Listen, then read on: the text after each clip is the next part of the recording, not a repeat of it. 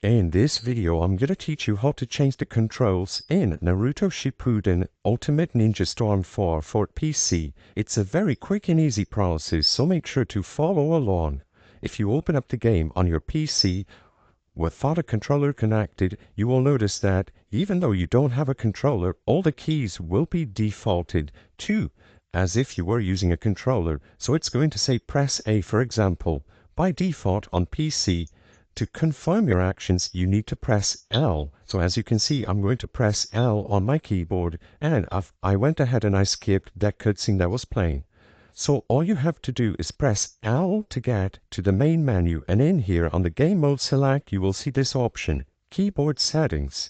If for some reason the control scheme isn't set to a keyboard like mine, as you can see all the icons I set to controller, you simply have to press backspace.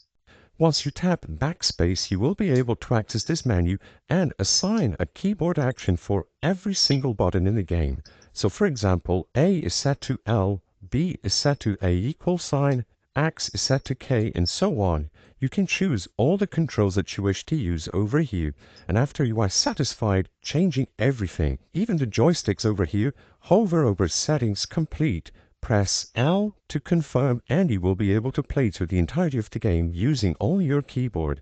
If you have a controller and you wish to use it instead of your keyboard, go into the options by pressing Y or any other button on your controller and press A on the control settings, the first option inside of the options menu.